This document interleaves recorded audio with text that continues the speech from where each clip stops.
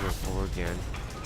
I planned on doing some other videos, but I ran into an issue with my PC where it was like I was maxing my RAM out. And while I don't have a whole lot of RAM, I definitely have enough RAM to push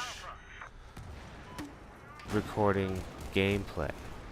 I have like 6 gigs of RAM.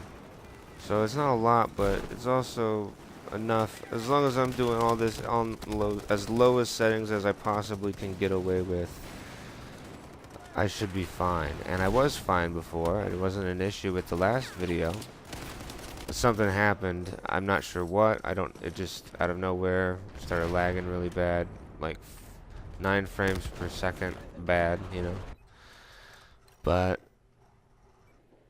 seems like all of that is cleared up. As a matter of fact, it seems like it's cleared up a lot better in a way that where I don't. In the last video, I was kind of laggy.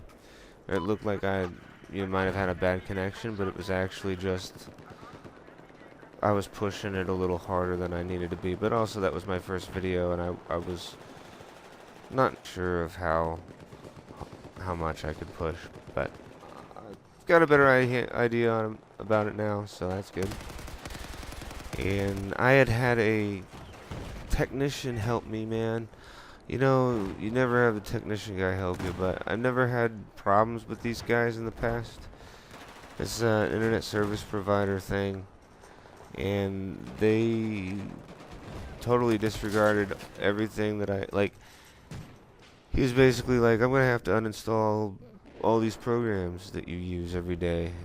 Like games, just games and game clients like Steam and Origin and things like that. That DayZ standalone, just like all kinds of games that I had installed that I was going to do videos on. He disregarded my request to not delete them, or at least uninstall them. Just none of that. Where it's not on my computer and function, make that not what happens, is basically what I told him. And he did it anyway. Agent Gibbs was his name.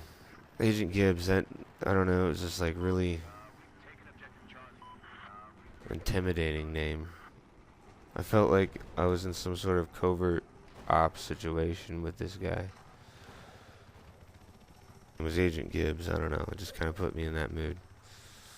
But I'm going to be upgrading soon, so we can see a much better performance in a lot of things. I'll be able to actually record at 30 frames per second instead of 20. I've got, I think, 16 gigs of RAM on the way. Not exactly yet. It's like $150. It's outrageous. And I don't really quite have that saved up at all. So it's going to be a while. But I'll get to it. It'll get done. And I had messed up, really. I bought an Alienware, guys. That's, you know, I should have just built my PC. Now that I know better, when I bought this PC, I was strictly a console gamer, and some things had happened where I didn't want to play consoles anymore. I wanted to try the PC, and I had seen an ad in some magazine where it was saying, it was basically the Alienware X51 ad, and I thought, well, alright, it was kind of like a console slash PC like merging thing, kind of a Steam box before the Steam box was really going. It's like a prototype to the Steam box, basically. And the thing is, it's very limited. Like the soundboard, the sound card, it's onboard sound card. So basically, it's part of the motherboard. There's no PSU. You have to buy it takes power bricks.